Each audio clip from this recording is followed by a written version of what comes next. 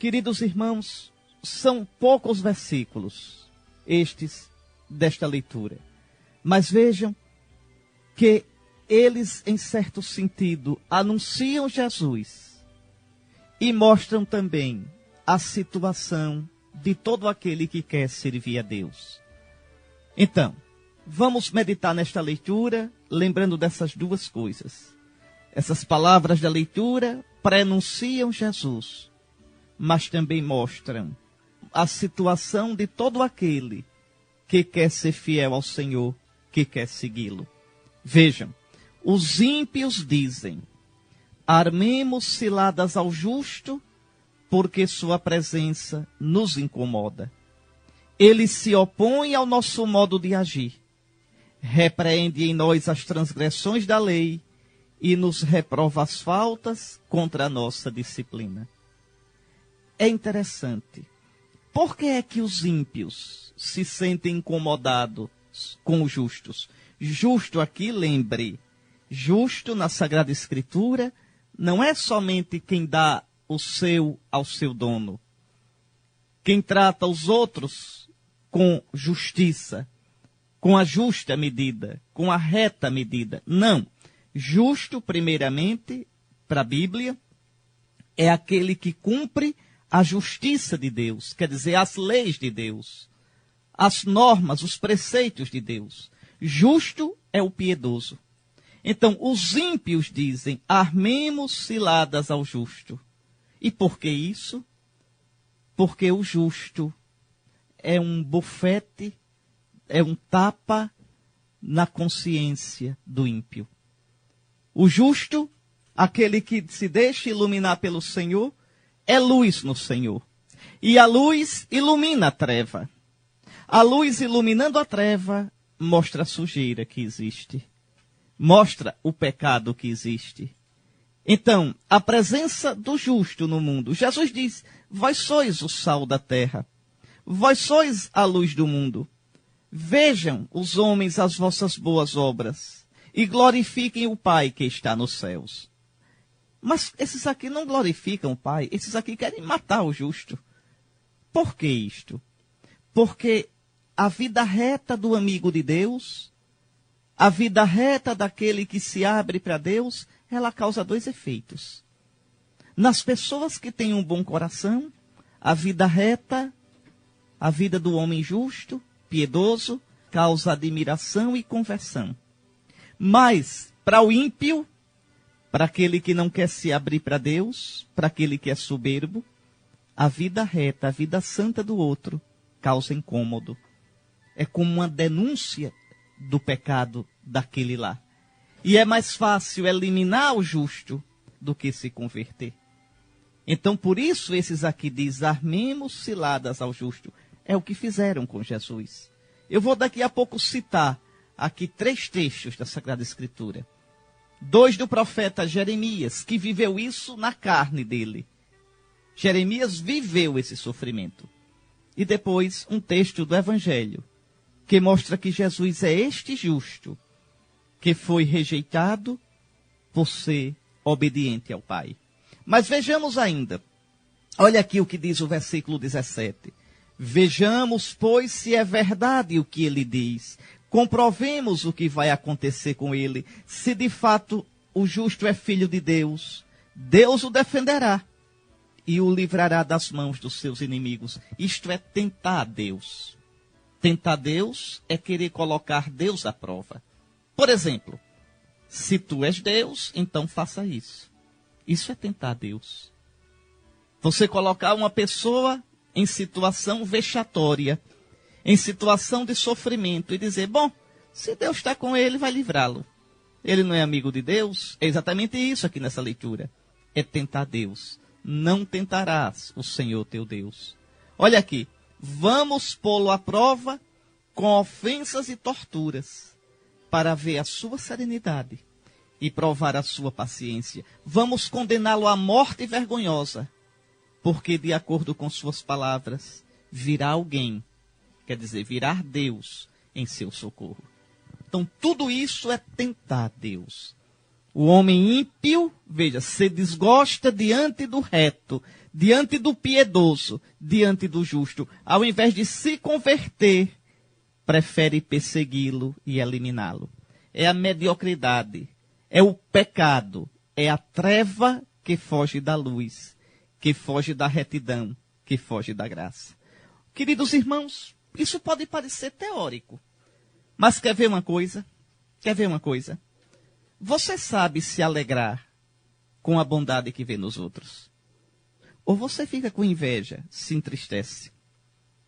Você sabe se alegrar com aquilo que o outro faz na sua paróquia, no seu grupo, na sua família, para o bem do reino de Deus e dos outros?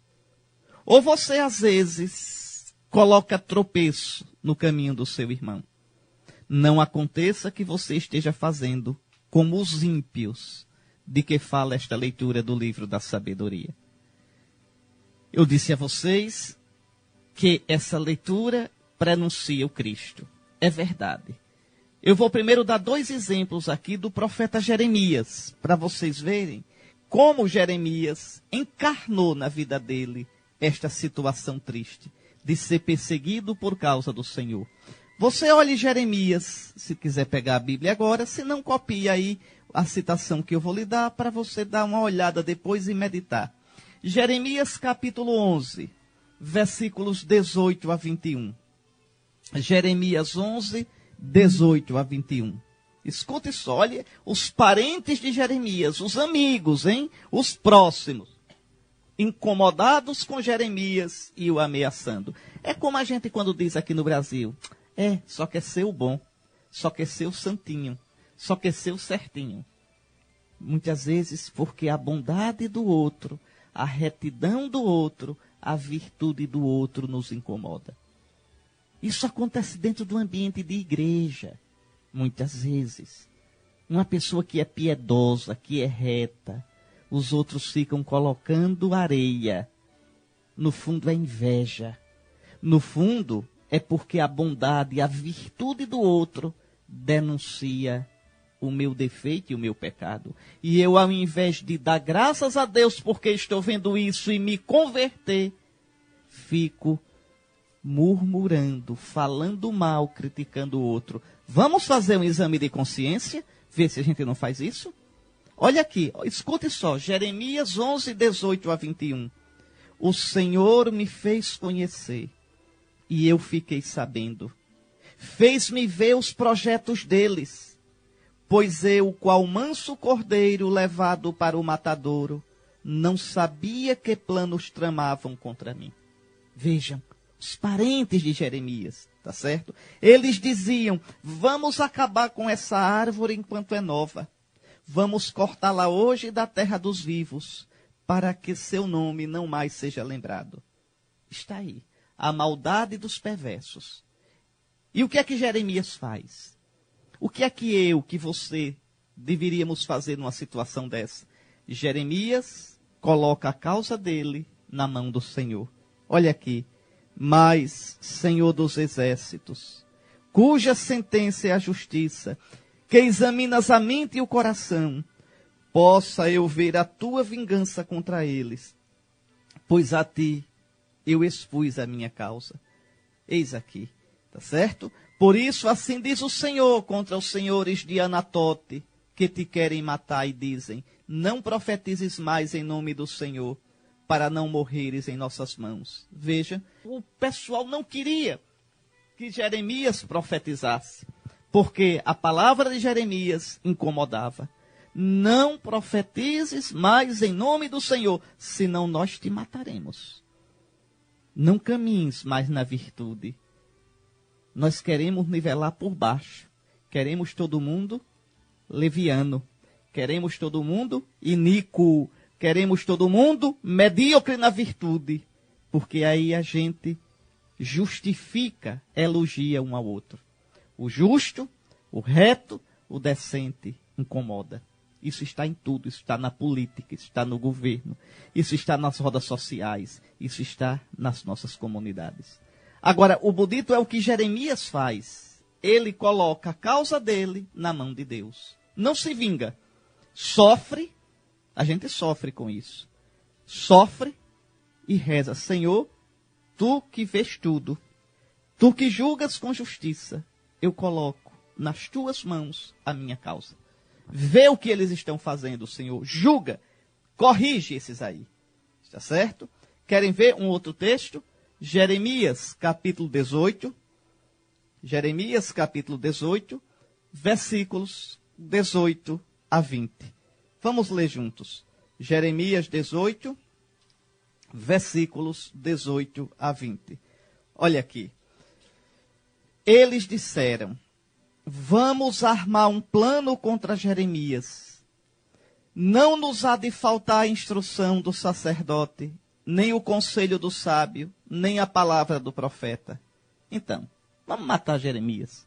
Vamos jogar para fora. Não tem mais sacerdotes? Não tem mais profetas? A religião não vai se acabar por causa dele, não. Ele só quer ser o bom. Vamos destruí-lo e pronto. Reparem só o cinismo. Vamos massacrá-lo com a língua e deixar de dar ouvidos à sua palavra.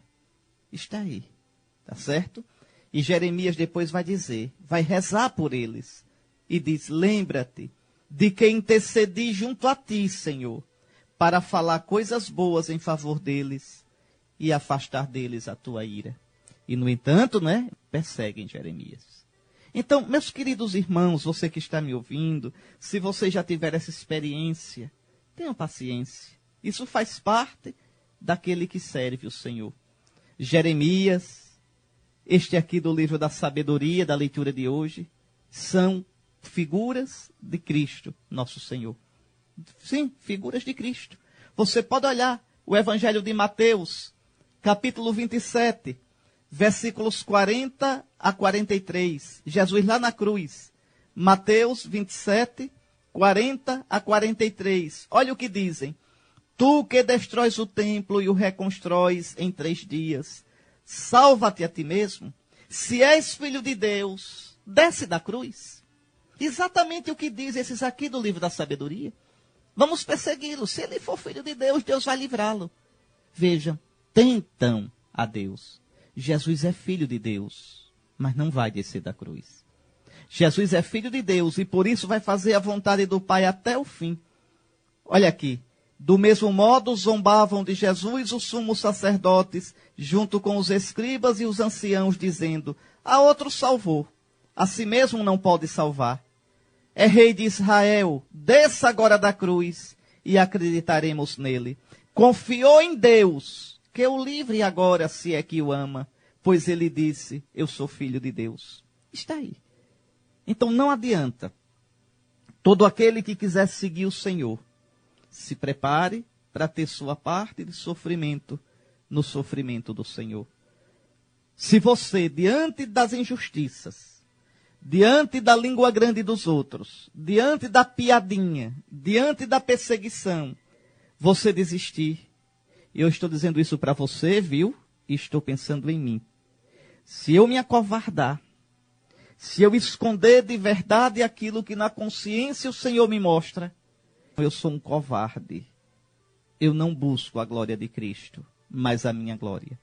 Eu não coloquei a minha esperança e a minha confiança no Senhor, mas em mim. Então eu não procurei a glória do Senhor, mas o aplauso e a comodidade.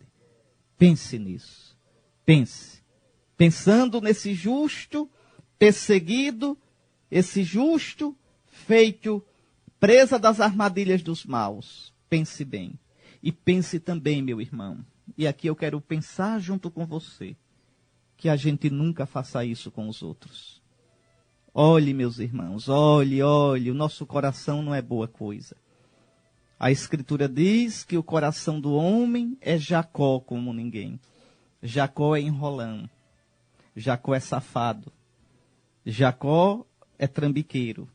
O nosso coração é assim. Mas o Senhor diz: eu, Senhor, perscruto o coração. Olhe o seu coração.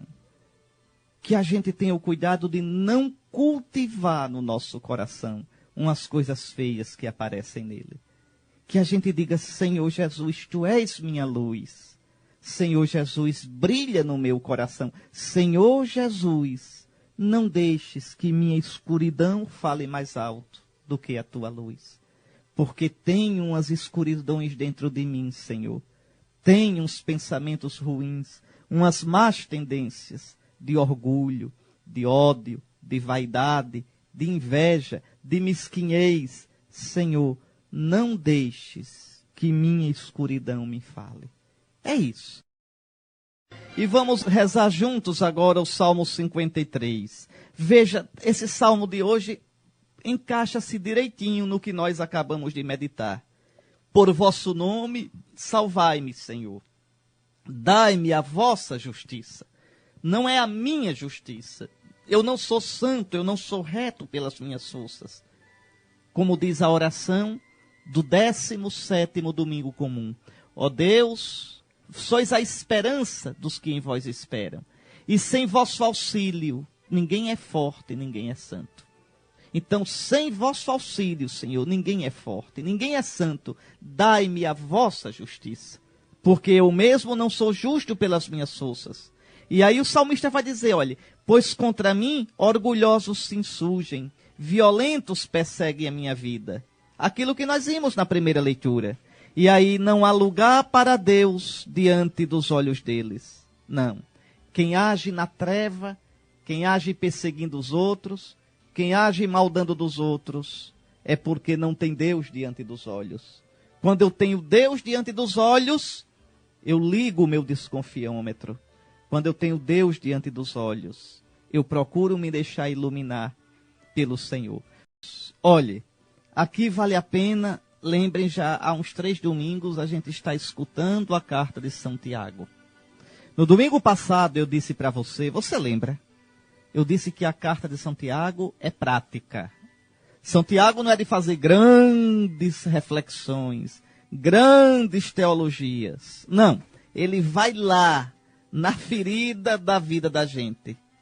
E esse trecho de hoje, vocês acabaram de escutar, a gente deve ouvir com atenção. E pensando na nossa vida de paróquia, na nossa vida de comunidade, no nosso trabalho, na nossa família, na nossa sala de aula. Olhe lá, caríssimos, onde há inveja e rivalidade, aí estão as desordens e toda espécie de obras más. Eu disse, comentando a primeira leitura de hoje, que a gente deve olhar o coração da gente. A gente deve pedir a Deus que ilumine as trevas da gente. O mal-estar é que a gente muitas vezes não para olhar o próprio coração. E aí deixa crescer no coração essas urtigas miseráveis. Inveja, rivalidade, vaidade, ciúme, ganância. O resultado, olha aqui, desordens e toda espécie de obras más. Claro que a gente disfarça. Claro que a gente dá um jeitinho para criticar, para colocar tropeço no outro com a máscara de que está fazendo o bem. Mas não é. A gente tem que olhar o coração da gente, olhar as nossas intenções. Olha aqui ainda o que você ouviu São Tiago dizer. Por outra parte, quer dizer, de modo diferente, a sabedoria que vem do alto, e a sabedoria é Jesus. Quando eu me abro para a luz de Jesus, eu desmascaro a treva do meu coração. Quando eu me abro para o Senhor, aí sim, eu tenho a coragem de ver os meus pedaços ruins. A sabedoria que vem do alto, e Jesus é a sabedoria de Deus, é antes de tudo pura, pacífica, modesta, conciliadora, cheia de misericórdia e bons frutos, sem parcialidade e sem fingimento.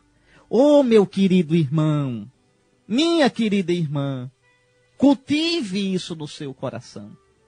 Mas você cultiva o bem no seu coração, você cultiva essa sabedoria no seu coração, não é só dizendo eu quero cultivar, eu a partir de hoje vou mudar e vou ser assim. Conversa fiada, conversa fiada.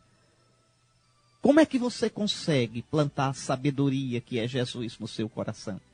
Reze, reze. Pare um pouquinho todos os dias para meditar na palavra de Deus. Olhe Jesus, olhe o crucifixo. Pare pelo menos uma vez por semana na igreja, lá diante do sacrário. As nossas igrejas estão se tornando barulhentas. Olhe, a igreja não é casa nossa, não. Tá certo? A igreja é templo de Deus, é casa de Deus. Entra-se na igreja em silêncio. Esse lugar é santo. Tira as sandálias dos pés, porque o lugar em que pisas é santo. É tão triste antes da missa aquela conversa. Riso para lá, riso para cá. Como os católicos decaíram. Como nós católicos, como houve uma baixa na vida espiritual nossa. Uma falta de respeito para com as coisas de Deus. Os católicos não faziam assim. A gente entra na igreja respeitosamente, sabendo que está entrando na casa de Deus. Assim que eu entro, olho se o Santíssimo está no sacrário. Como é que eu sei? Haverá uma luzinha acesa, próxima ao sacrário. Aí antes de ir para o meu banco, eu dobro o meu joelho direito até o chão. O direito. Se estiver sadio, é o direito. Dobro até o chão. Faço genuflexão. Não é? Ao nome de Jesus, todo o joelho se dobre. Dobro o joelho direito até o chão. Me levanto e vou para o meu banco. Não para sentar-me logo. Ajoelho-me no genuflexório. E ali tenho o meu momento de louvor, de adoração ao Senhor. Olho o Senhor e deixo que o Senhor me olhe. Deixo que o Senhor, que é a sabedoria do Pai, ilumine o meu coração. Sem esse silêncio, eu não posso me ver. Sem me ver na luz de Cristo, eu não posso, de verdade, deixar que Cristo me ilumine e mostre as minhas misérias. Sem o silêncio, eu não rezo de verdade. Sem o silêncio, eu não escuto o Senhor. Silêncio na casa de Deus. Silêncio respeitoso. Cânticos serenos que ajudem a rezar durante a missa. Sem aquele bum, bum, bum, bum, bum, bum, que inferniza todo mundo, não deixa ninguém rezar. A missa não é lugar para isso. Isso atenta contra a dignidade da Eucaristia. Isso atenta contra o sentido contemplativo da Eucaristia. Isso atenta contra o bom gosto, a estética, a beleza. A hora do bum, bum, bum é outra, não dentro da missa. A missa, a serenidade. A serenidade de um teclado sem percussão, somente com harmonia. A serenidade de um violão discreto. Não bum, bum, bum, bum, bum, bum. Eis aqui. Pode olhar. Missa de bum, bum, bum, ninguém reza. A gente sai mais agitado do que o que chegou. A palavra de Deus não para no nosso coração. Ah, mas foi tão animado, todo mundo participou. Ótimo, num baile. Ótimo, num trio elétrico. Ótimo, numa folia de jovem, numa reunião no salão paroquial. Não na missa. A missa é o lugar onde Deus se manifesta. Onde Deus nos revela a sua graça, sua palavra, sua beleza, seu amor, sua misericórdia, sua sabedoria, sua luz. Aí sim, a sabedoria que vem do alto e que é pura, pacífica, modesta, conciliadora, cheia de misericórdia e de bons frutos, sem parcialidade e sem fingimento, ela é semeada no meu coração. A sabedoria, o fruto dela é a justiça. Eu já disse o que significa justiça, santidade. Eis aqui. E aí, São Tiago pergunta, de onde vêm as guerras? Não estou falando nas grandes guerras não, viu? É a guerra na sua comunidade. É a guerrilhazinha na sua família. É a guerrazinha na paróquia. De onde vêm as brigas entre vós? Eita, São Tiago chato, que bota o dedo na ferida. Não vem justamente das paixões que estão em conflitos dentro de vós? Reparem onde começa a guerra, no meu coração. É porque seu coração não tem paz. É porque seu coração é um monte de vício puxando cada um para o seu lado. Inveja, ciúme, soberba, avareza, ganância, sensualidade, sede de poder, preguiça, ira. Cada um puxa para o seu lado. O seu coração é estraçalhado, é quebrado. Daí vem a guerra. E a guerra que está dentro vai para fora. O cabra nem tem paz, nem dá a paz. São Serafim de Sarov, um santo russo do século XVI, dizia assim: conserva em paz o teu coração, e uma multidão se salvará ao teu redor. Mas essa paz não é fruto de yoga. A paz é Cristo quem dá. Ele é a sabedoria. Pois bem, e aí Santiago, para acabar de chatear a gente, diz assim, olha: cobiçais, mas não conseguis ter. Matais e cultivais inveja, mas não conseguis êxito. Brigais e fazeis guerra, mas não conseguis possuir. E a razão está em que não pedis, quer dizer, não rezais. Aquilo que eu acabei de dizer. Não parais, não fazeis silêncio, não abris o coração diante do Senhor. Pedis, mas não recebeis porque pedis mal, pois só quereis esbanjar o pedido dos vossos prazeres. Claro, olha, até a reza de quem não para diante de Deus não presta. Porque se eu não paro diante do Senhor, se eu não paro para escutar, eu peço de acordo com minhas doidices. Eu peço de acordo com minhas paixões. Quem reza de verdade, cala o coração diante do Senhor. E aí o Senhor vai mostrando o que Ele quer. E dói, porque o que Ele quer não é o que eu quero. O que Ele me mostra não é o que eu queria ver. E aí o Senhor vai me convertendo, vai me salvando, vai me iluminando. Não é chato esse Santiago, né? A gente devia calar a boca dele, né? Como esse povo da primeira leitura diz. Vamos calar a boca desse apóstolo chato, porque o que ele diz nos incomoda. Incomoda, mas é para salvar. Então que a palavra de Deus incomode a gente. Porque incomodando nos cura, nos curando nos salva. Meus queridos irmãos, hoje a palavra de Deus não está fácil, não. Veja, se você prestar bem atenção nesse trecho do Evangelho, é um dos mais tristes e mais vergonhosos de toda a Sagrada Escritura. Vamos lá. Primeiro, Jesus faz o seu segundo anúncio da paixão. Domingo passado, ele perguntou: quem dizem os homens que eu sou? Vós quem dizeis que eu sou? Pedro disse em nome dos cristãos todos: tu és o Messias. Jesus diz: muito bem, tenho uma surpresa para vocês. Nós estamos indo para Jerusalém, eu vou morrer. Você entregue e vou morrer. E Pedro diz que isso não te aconteça. E Jesus dá um aperto em Pedro. Lembra? Para trás, Satanás, teu lugar é o do discípulo. E se alguém quer ser meu discípulo, renuncie tudo e siga-me. Certo? Escute hoje. Jesus e seus discípulos atravessavam a Galileia. Ele não queria que ninguém soubesse disso. Por que Jesus estava escondido? São Marcos diz: porque estava ensinando aos seus discípulos, aos 12. Depois que Jesus viu claramente que ia morrer em Jerusalém, ele deixa mais de pregar para o povão, continua, mas deixa mais, e se dedica só aos 12, preparando os 12 para o tranco da cruz, para que depois da ressurreição eles continuassem. Era preciso que eles estivessem prontos. E São Marcos diz qual era o ensinamento. O que é que Jesus ensinava aos 12? Assim, de modo reservado. Olha aqui. O Filho do Homem vai ser entregue nas mãos dos homens e eles o matarão. Mas 3 dias após sua morte, ele ressuscitará. Então Jesus foi preparando os discípulos. Olhe, é impressionante. À noite, Nosso Senhor rezava, pedindo ao Pai que o livrasse da morte. Está lá, Hebreus capítulo 5, pode ler. Nos dias de sua vida terrena, muitas vezes, com grande clamor e lágrimas, ele pediu ao Pai que o livrasse da morte. E embora fosse o Filho, aprendeu a obedecer no sofrimento. Está lá. À noite se agoniava pedindo ao Pai que o livrasse. E de manhã cedo, depois de uma noite de combate com o Pai, se abandona na vontade do Pai e vai prevenindo aos discípulos. Está vendo? Está vendo o caminho de Jesus? E você quer ser cristão na facilidade? Você quer ser cristão sem abraçar a sua cruz? Quer ser cristão sem fazer a vontade do Pai? Não pode. Lembre do que ele disse no Evangelho do domingo passado.